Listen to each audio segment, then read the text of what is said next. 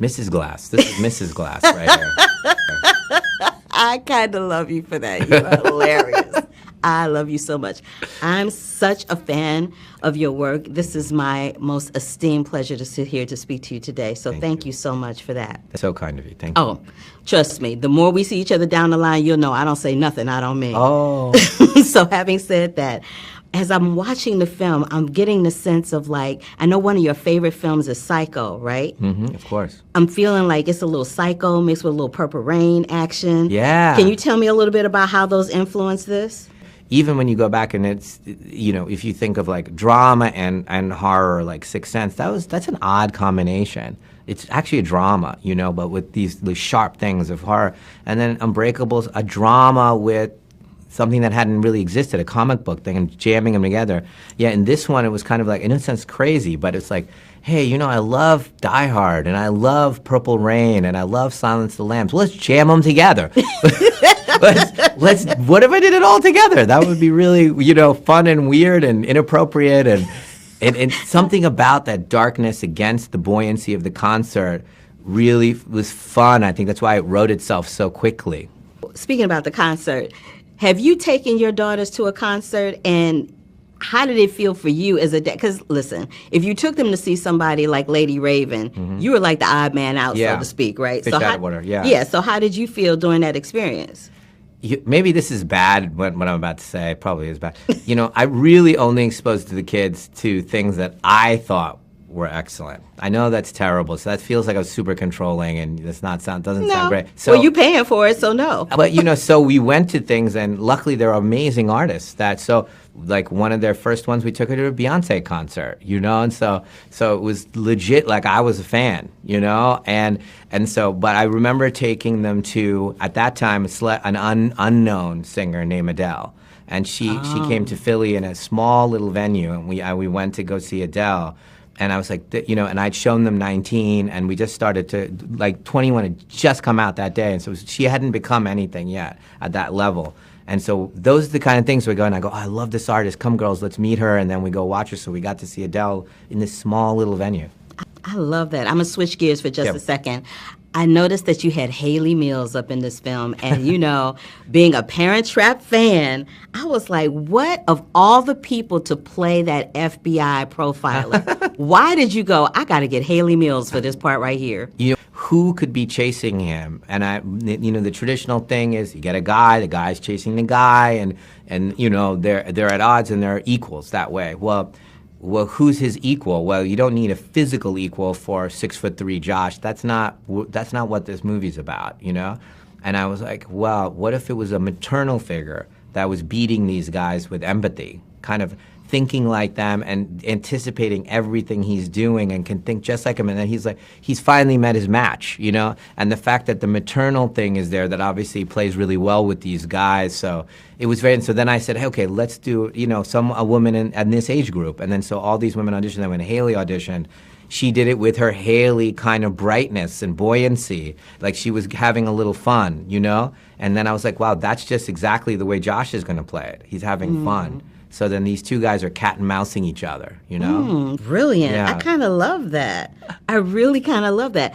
Last but not least, I want to talk to you about the camera angles, because you do this thing in all of your films that I've seen, is that half-face, extreme close-up. Why do you do that particular angle? Is it to try to get the audience as close to the mind of that character as possible? That's correct. So you use the framing. You know, we have all these things that are at our tool belt to tell the emotional story.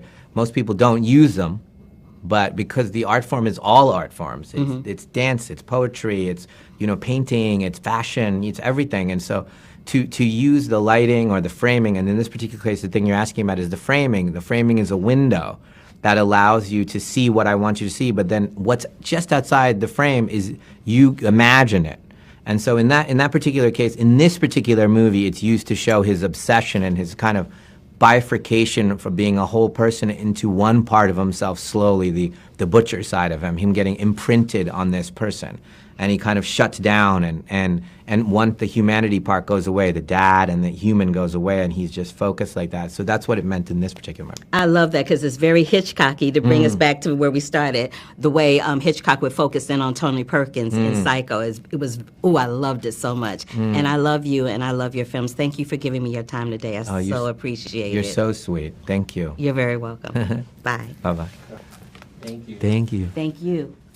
Did you prep, because you're on stage a lot Yeah. during this film, Yeah. did you prep the numbers like you would your tour in terms Yeah. of the choreography, the dancers, Definitely. and all of the elements? Totally. We prepped it like we would a tour. I mean, like, you know, the stage design, the costumes, and all of that, but also the choreography. Like, we learned choreo for all the songs that you see on stage and rehearsed them because, you know, I'm not a dancer, so we had to go in rehearsals and prep like a normal tour. So it was so fun, though. And this isn't the first time you've worked or collaborated with your dad. Do you No. guys have a shorthand at this point? I mean, it's definitely gotten smoother over time. I feel like, you know, the first thing I did was I wrote a song for the movie Old, and, you know, I was so nervous and, like, racked with anxieties and all this stuff and hoping he liked it. And then, you know, one by one, these projects kind of came in, and The Servant, you know, I got to write 7 songs for that, and that I feel like was a great experience kind of leading up into this movie where I felt like, okay, I know how to make a long form, you know, original project for, like, you know, something like a film, and yeah, it's been amazing. I love the song Save Me. Thank you. What do you think has saved you being in this business?